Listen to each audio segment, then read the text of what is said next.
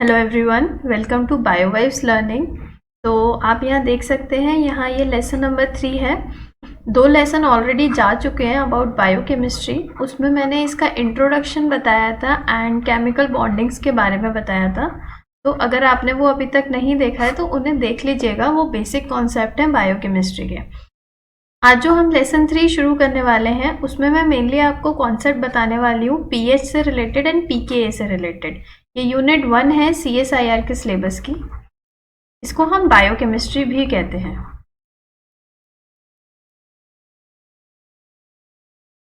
मैं इसी वीडियो के साथ लिंक आपको दे दूंगी अगर आप चाहें, और आपने अगर वीडियोस नहीं देखी हैं लेसन 1 एंड लेसन 2 की तो यहाँ पे आप आई बटन में जा करके देख लीजिएगा। ठीक है, आज हम शुरू कर रहे हैं concept of pH and pKa. तो किसी भी पीएच या पीकेए के बारे में जानने से पहले हमें ये जानना होगा कि किस तरीके से जो वाटर होता है उसमें डिसोसिएशन किस तरीके से हो सकता है। उसी की बेसिस पे हम आगे चल के पीएच और पीकेए का कॉन्सेप्ट अच्छे से जान सकते हैं। तो जो वाटर होता है, अगर हम देखें तो वाटर किस तरीके से आयोनाइज होता है। आयोनाइजेशन ऑफ वाटर हम देखें तो वाटर जो आयोनाइज होता है वो H3O एंड OH नेगेटिव में आयोनाइज होता है। आयोनाइज मतलब वाटर किस तरीके से टूट रहा है, ब्रेकेज कैसे हो रहा है वाटर का। तो अगर हम देखें जो H2O होता है, मतलब 2 मॉलिक्यूल्स ऑफ H2O जो होते हैं वो ब्रेक हो रहे होते हैं हाइड्रोनियम आयंस में प्लस OH नेगेटिव आयंस में। Okay, the ability of water to ionize while slightly is of the central of importance of life. Since water can act both as an acid and a base, its ionization may be represented as an intermolecular proton transfer that forms an hydronium ion. जैसे कि मैंने आपको बताया H3O+, इसको हम hydronium ions कहते हैं, and hydroxide ion जिसे हम बहुत ज़्यादा फेमिलियर हैं, जिसे हम OH आयंस भी कहते हैं। ठीक है, यहाँ पे क्या हो रहा है, यहाँ पे जो H2O हो रहा है उसका क्या हो रहा है, उसका डिसोसिएशन हो रहा है ना। डिसोसिएशन का मतलब क्या होता है हिंदी में, टूटना, टूट रहा है, अलग अलग हो रहा है। तो यहाँ पे जब 2 मॉलिक्यूल्स ऑफ वाटर आयोनाइज होते हैं या डिसोसिएट होते हैं तो वो hydronium ion and hydroxide ions बनाते हैं। तो कुछ ना कुछ यहाँ पे डिसोसिएशन कांस्टेंट होगा जिसमें जो कि आपको बताएगा कि किस तरीके से क्या उनका रेशियो है, किस रेशियो में वो टूट रहे हैं। तो जो डिसोसिएशन कांस्टेंट होता है उसको हम रिप्रेजेंट करते हैं K से। ठीक है, K क्या होता है, जितने भी अगर हम इनको ये जो डिसोसिएशन कांस्टेंट, एसोसिएशन कांस्टेंट, इन सबको हम किस तरीके से लिखते हैं। जो डिसोसिएशन कांस्टेंट होता है जिसको हम K, और we can say KD because we are saying about dissociation. तो जो K होता है वो होता है प्रोडक्ट अपॉन रिएक्टेंट। ठीक है, जो प्रोडक्ट बना डिवाइडेड बाय किस रिएक्टेंट से बना। प्रोडक्ट क्या होता है, जो चीज बन रही है, किसी के ब्रेकेज के बाद जो चीज बन रही है उसको हम प्रोडक्ट बोलते हैं, और जिससे बन रही है उसको हम रिएक्टेंट बोलते हैं। अगर हम केमिस्ट्री की लैंग्वेज में बोले तो इसको हम रिएक्टेंट बोलते हैं और इसको हम प्रोडक्ट बोलते हैं। और अगर हम एंजाइम्स के बेसिस पे बोलते हैं तो इसको हम सबस्ट्रेट भी बोलते हैं। ठीक है, तो रिएक्टेंट और substrate dissociates and forms a product. तो जो डिसोसिएशन कांस्टेंट होता है उसको हम डिफाइन करते हैं concentration of product divided by concentration of reactant. ये जो स्क्वायर ब्रैकेट होता है ये आपको क्या बता रहा होता है, ये आपको कॉन्सेंट्रेशन बता रहा होता है। ठीक है, ये जो स्क्वायर ब्रैकेट आपको क्या एक्सप्लेन कर रहा होता है, कॉन्सेंट्रेशन के बारे में एक्सप्लेन कर रहा होता है। तो यहाँ पे प्रोडक्ट क्या है, यहाँ पे प्रोडक्ट है hydronium ion and hydroxide ion. तो उसकी कंसेंट्रेशन हमने ले ली, डिवाइडेड बाय रिएक्टेंट क्या है हमारे पास, रिएक्टेंट है हमारे पास 2 मॉलिक्यूल्स ऑफ H2O। तो H2O1 एंड H2O2। तो ये हमने लिख लिया। ये हम बायोलॉजिकल सिस्टम में इस तरीके से लिखते हैं, लेकिन अगर हम थ्योरेटिकली देखें, थ्योरेटिकली हम क्या लिखते हैं, जो H2O होता है वो ब्रेक हो गया H+ आयंस में प्लस OH आयंस में। ठीक है, ये हम अपनी इजी कैलकुलेशन के लिए इस तरीके से लिखते हैं। बायोलॉजिकल सिस्टम में हो ये रहा होता है, but for our easy calculation and to gain some concept हम क्या समझते हैं, हम समझते हैं जो H2O मॉलिक्यूल H2O है वो किस में टूट गया, हाइड्रोजन आयंस में एंड हाइड्रोक्साइड आयंस में। अगर हम इसमें देखेंगे कि डिसोसिएशन कांस्टेंट की क्या होगी, product bye reactant H plus and OH की concentration divided by reactant, reactant क्या है हमारा यहाँ पे H2O, उसकी कंसंट्रेशन। ओके,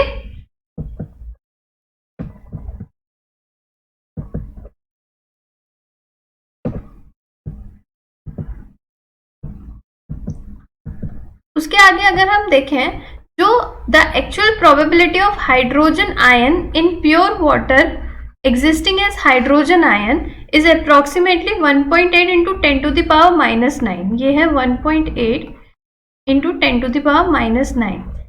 इसमें क्या बोला है, जो हाइड्रोजन आयंस होते हैं, जो H2O होता है, उसमें इस H2O में ये H है, इसकी हाइड्रोजन आयन होने की, एक आयनिक फॉर्म में एग्जिस्ट करने की प्रोबेबिलिटी क्या होती है, वो होती है 1.8 into 10 to the power minus 9। ये इसकी प्रोबेबिलिटी है। एक वाटर में किस तरीके से हाइड्रोजन प्रेजेंट है, whether it is present in hydrogen ions और नॉट, तो इसकी प्रोबेबिलिटी बताई गई है, ये वैल्यू आपको बताई गई है, ये वैल्यू डिराइव करी गई थी, दैट्स नॉट आवर कंसर्न कि ये कहाँ से ड्राइव हुई है, ये वैल्यू डिराइव हुई थी एंड ये वैल्यू क्या निकल के आई थी, प्रोबेबिलिटी निकल के आई थी हाइड्रोजन आयंस की 1.8 into 10 to the power minus 9। तो अगर हम देखें 1 मोल ऑफ H2O कितना होता है, 18 ग्राम। 18 कैसे हुआ, ऑक्सीजन का मॉलिक्यूलर वेट क्या होता है 16 प्लस हाइड्रोजन का मॉलिक्यूलर वेट क्या हुआ, यहाँ पे 2 हाइड्रोजन है 2 इज इक्वल्स टू 18, तो 18 ग्राम। तो 1 mole of H2O contains 18 gram, then 1 litre of H2O weight 1000 upon 18, क्यों, क्योंकि 1 लीटर में 1000 ग्राम्स होते हैं, तो ये आपकी वैल्यू निकल के आएगी 55.56 मोल प्योर वाटर में। तो जो प्रोबेबिलिटी होती है H प्लस आयंस की इन प्योर वाटर या फिर OH आयन की in pure water, it's 1.8 into 10 to the power minus 9। तो अगर हम आगे देखेंगे, अगर हम ये सॉल्व करेंगे तो molar concentration of H plus और OH आयंस की कितनी निकल के आएगी, ये हम इससे हम इसका मल्टीप्लाई करते हैं टोटल मोल्स का, तो हमारे पास क्या निकल के आएगी value 1 into 10 to the power minus 9 mole per litre.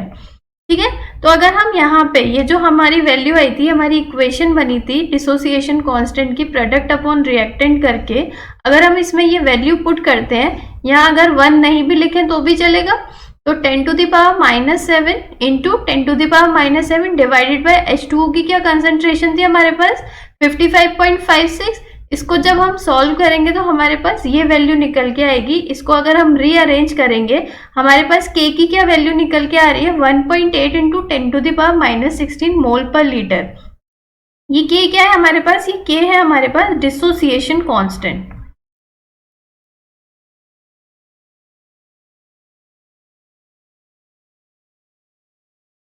हमारे पास K की वैल्यू निकल के आई थी, जो K की वैल्यू निकल के आई थी वो आई थी K is equals to 1.8 into 10 to the power minus 16 mole per litre. लेकिन हम बात किसकी कर रहे हैं, हम बात कर रहे हैं आयन प्रोडक्ट फॉर वाटर। तो आयन प्रोडक्ट फॉर वाटर की जब हम बात करते हैं उसको हम डिनोट करते हैं KW से। ओके, तो अगर हम इसको रीअरेंज करें, अगर हम देखें K is equals to H plus OH minus upon H2O की कंसंट्रेशन। अगर हम H2O को इधर लेके जाएं तो ये K into H2O is equals to H plus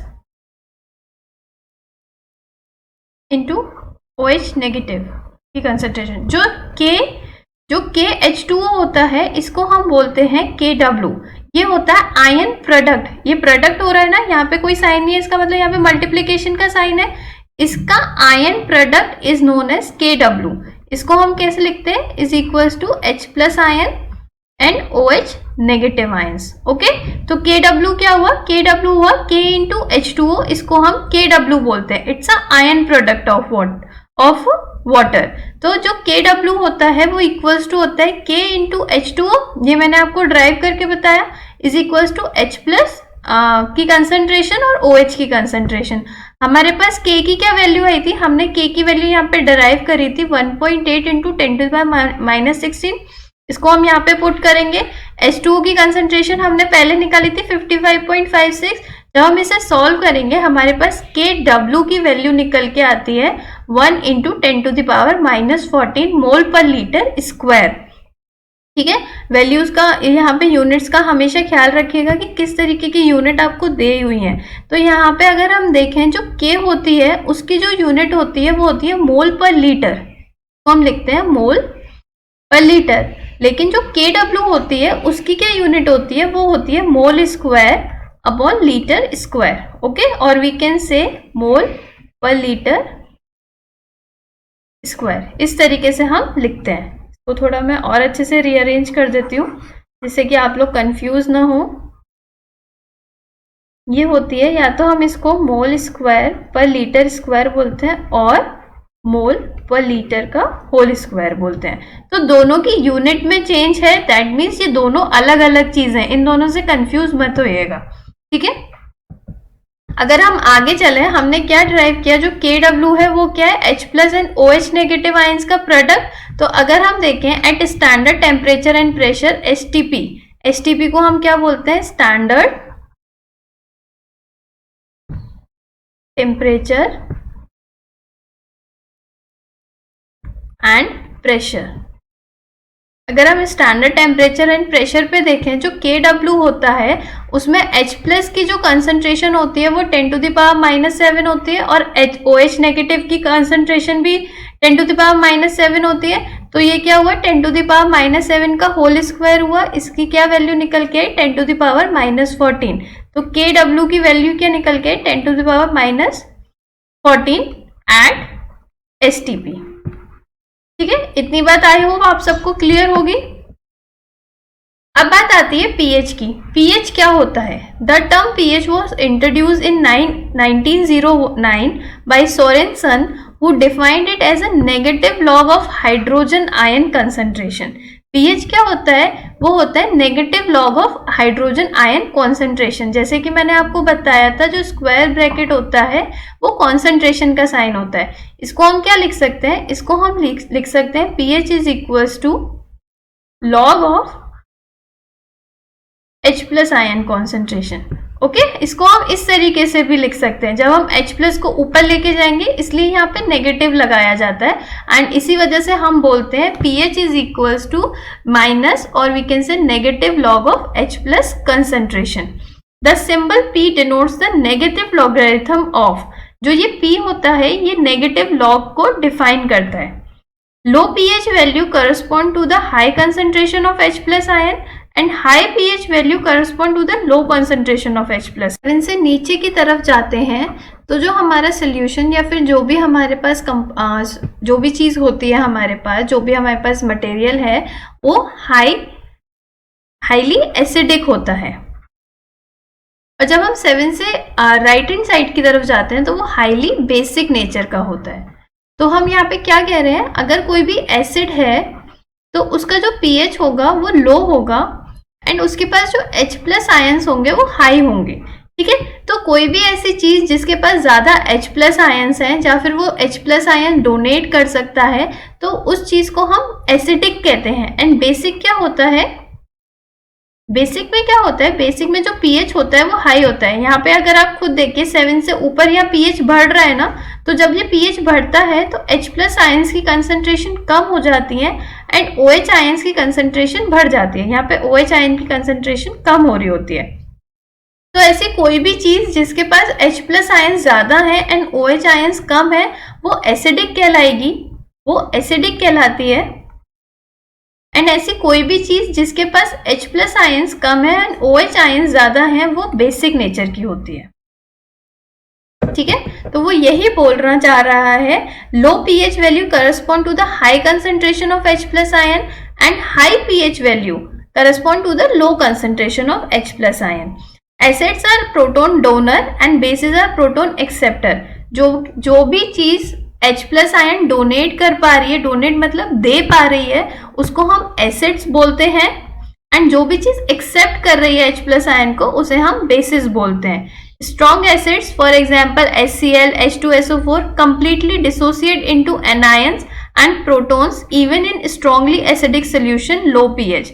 ये सब हाथ ये हमें पता है जो HCl हाइड्रोक्लोरिक एसिड होता है या सल्फ्यूरिक एसिड होता है वो बहुत ही ज़्यादा स्ट्रॉन्ग एसिड्स होते हैं, तो ये अपना जो H+ आयंस है वो ईजिली डोनेट कर सकते हैं। एंड जो भी वीक एसिड्स होते हैं dissociate only partially in acidic solution, ये अपने सारे H+ आयन ये पूरी तरीके से डिसोसिएट्स नहीं हो पाते हैं एंड इस वजह से इन्हें हम वीक एसिड की कैटेगरी में रखते हैं।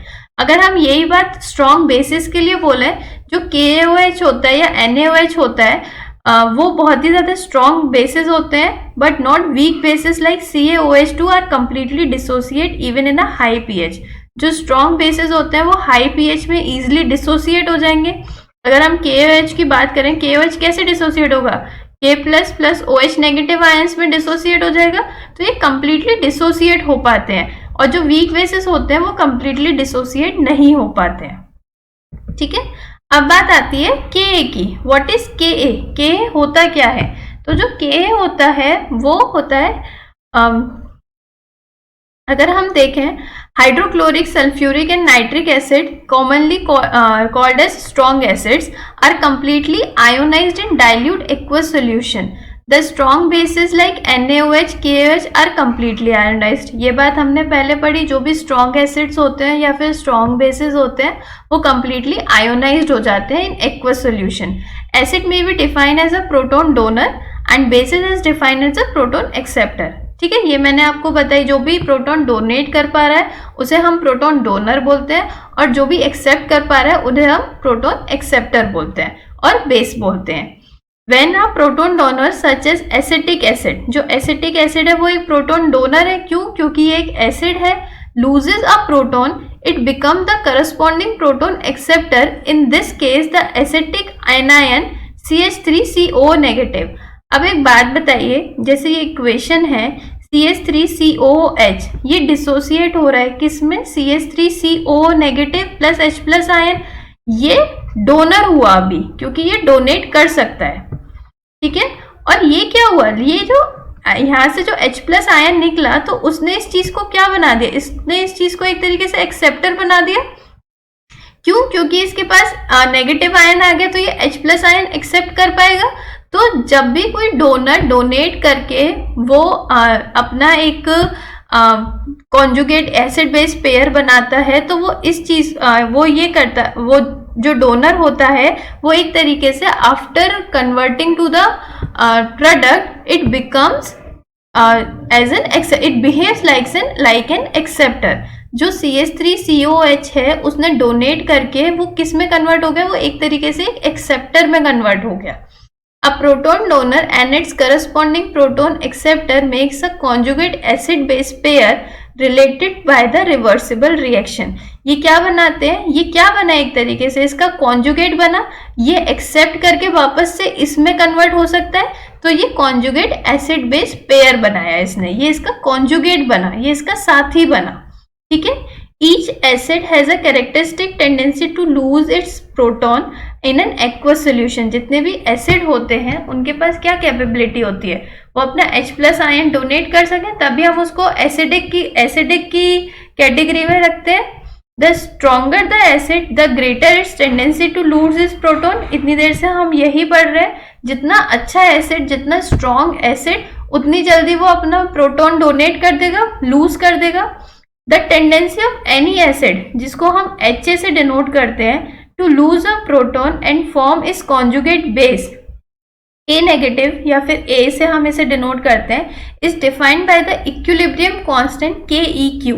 अगर हम यहाँ देखें जो Ha है, Ha किस में डिसोसिएट हो रहा है, Ha डिसोसिएट हो रहा है H+ एंड A नेगेटिव, तो यहाँ पे Ha क्या है, Ha इज एसिड, ये डिसोसिएट होके इसने अपना एक कॉन्जुगेट बेस बनाया। कॉन्जुगेट बेस क्यों, ये इसमें से निकला है, वो Ha से ही निकला है, इस वजह से हम इसे कॉन्जुगेट बोल रहे हैं। और बेस क्यों बोल रहे हैं, क्योंकि ये H+ आयंस को एक्सेप्ट कर सकता है, इस वजह से हमने इसको बेस का नाम दिया। तो अगर हम इसमें KeQ निकालेंगे, एक इक्विलिब्रियम कांस्टेंट निकालेंगे। इक्विलिब्रियम क्यों निकालेंगे, क्योंकि ये दोनों तरफ आप देख रहे हैं, ये जो एरो है ये दोनों तरफ है, मतलब ये दोनों तरफ से कन्वर्जन हो सकता है, तो ये दोनों ही स्टेट किसमें, इक्विलिब्रियम में है। तो अगर हम K इक्विलिब्रियम निकालेंगे तो K इक्विलिब्रियम में भी क्या होगा, प्रोडक्ट अपॉन रिएक्टेंट। तो जब हम देखेंगे इसका प्रोडक्ट क्या है, H प्लस और A negative divided by HA, इसको हम बोलते हैं, इसको हम नाम देते हैं KA का। Okay, equilibrium constant for ionization reaction are usually called ionization constant, क्योंकि आयोनाइज हो रहे हैं, और acid dissociation constant as KA। Acid dissociation constant क्यों, यहाँ पे हमने बताया जो HA है वो एक एसिड है, वो डिसोसिएट हो रहा है H plus and A negative में, तो हमने इसको नाम दिया acid dissociation constant. Stronger acids such as phosphoric acid, carbonic acid have a larger ionization constant. Weaker acids such as monohydrogen phosphate have smaller ionization constant.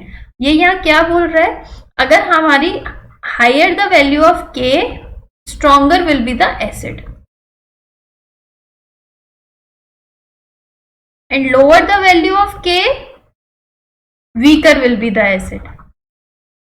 ठीक है, ये आपको, ये जो रिलेशन है ये आपको ध्यान में रखना है। के और एसिड को हम कैसे डिनोट कर सकते हैं, अगर के की वैल्यू बहुत ज्यादा है तो वो स्ट्रॉन्गर एसिड है, और के की वैल्यू अगर कम है तो वो वीकर एसिड है। ओके, जैसे हमने इसमें क्या एग्जांपल दिया, जो फॉस्फोरिक एसिड है और कार्बोनिक एसिड है उसके पास बहुत ज्यादा, मतलब जो उनकी वैल्यू होती है वो लार्जर होती है, तो इस वजह से वो स्ट्रॉन्गर एसिड हुए। और जितने भी मोनोहाइड्रोजन फॉस्फेट होते हैं इनकी जो के की वैल्यू होती है वो कम होती है, इस वजह से ये वीकर एसिड आते हैं। इसी से एक और चीज निकल के आती है, एक और कॉन्सेप्ट निकल के आता है के से, जिसको हम बोलते हैं पीके। पीके क्या बताता है, पीके बताता है स्ट्रेंथ। ये स्ट्रेंथ को डिफाइन करता है, कितनी स्ट्रेंथ है किसी भी एसिड की और बेस की। ऐसा नहीं कि ये सिर्फ एसिड की बताएगा, ये एसिड की भी बता सकता है और बेस की भी बता सकता है। अगर हम एसिड की देख रहे हैं तो हम इसे pKa बोलते हैं, और अगर हम बेस की वो देख रहे हैं तो हम इसे pKb बोलते हैं। pKa और pKb is used to express the relative strength of both acids and bases. For any weak acid, its conjugate is a strong base. Similarly, the conjugate of strong base is a weak acid. ये जितने भी चीजें अभी यहाँ पे strong base, weak acid वगैरह आ रही हैं, ये कॉन्सेप्ट हम नेक्स्ट लेक्चर में पढ़ेंगे, जो कि होता है टाइट्रेशन का। वहां पे मैं आपको ये सारे वर्ड्स क्लियर कर दूंगी। अभी हमारा मेन फोकस है पीकेए पे। The relative strength of bases are expressed in terms of pKa of their conjugate acids. अगर हम पीकेए को देखें, जिस तरीके से हम पीएच को डिफाइन करते हैं minus log of H plus ions, इसी तरीके से हम pKa को भी डिफाइन करते हैं, pKa is equal to minus log of Ka ions.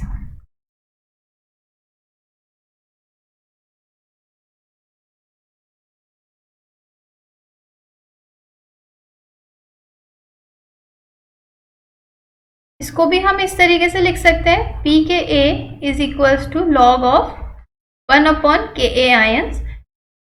जब हम Ka को ऊपर लेके जाते हैं तब ये negative log of Ka ions हो जाता है। Note that Pk is related to Ka as pH is related to H plus. जिस तरीके से हम H प्लस को pH से डिनोट कर सकते हैं, सॉरी, जिस तरीके से जिन टर्म्स में हम H प्लस को pH में बताते हैं, उसी तरीके से Ka को भी हम रिलेट कर सकते हैं Pka से।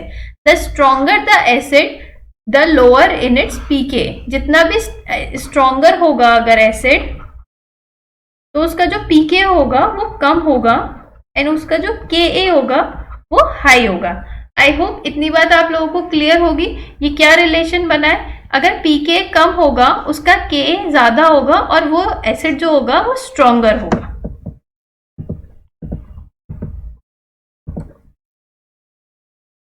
तो यहाँ पे हम क्या कंक्लूड कर सकते हैं, यहाँ पे हम कंक्लूड कर सकते हैं larger the Ka is equals to more acidic and smaller the pK, and smaller the K, weaker the acid,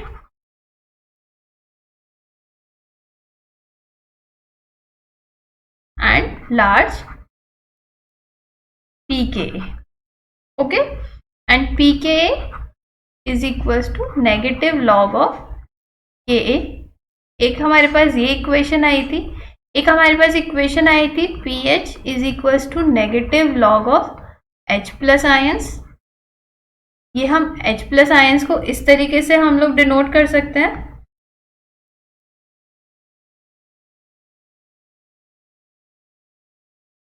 इसी तरीके से हम POH को भी कर सकते हैं, it's negative log of OH negative ions. जो ये लॉग होता है ये होता है बेस 10 का। बेस 10 से मतलब क्या है, ये 10 टाइम्स 10 फोल्ड्स में चीजें कन्वर्ट हो रही हैं। तो हम इसको क्या लिख सकते हैं, इसको हम लिख सकते हैं K is equals to 10 to the power minus PK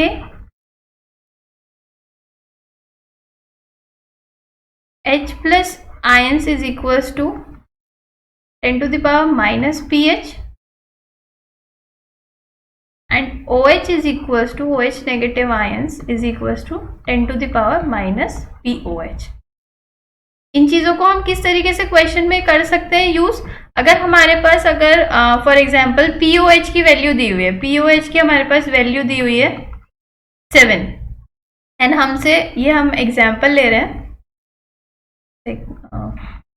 wait a second,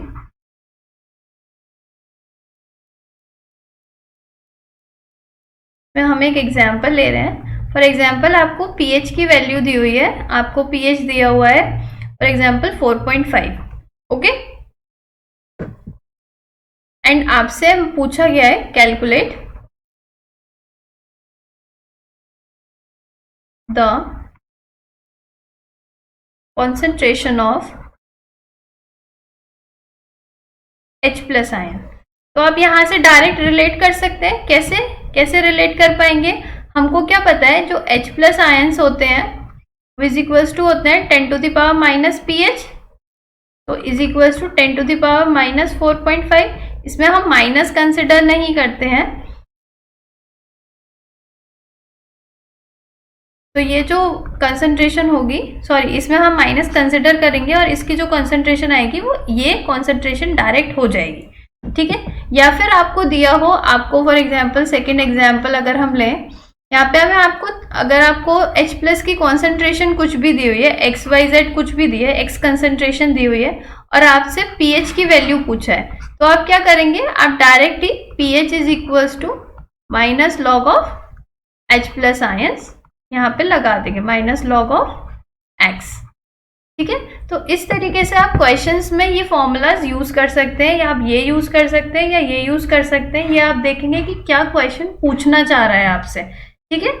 तो ये आपका आज का कॉन्सेप्ट हो गया pH एंड pK का। अगर आपको ये वीडियो अच्छी लगी हो तो इसे लाइक शेयर एंड सब्सक्राइब करिएगा इस चैनल को, and all the best for your future. Thank you.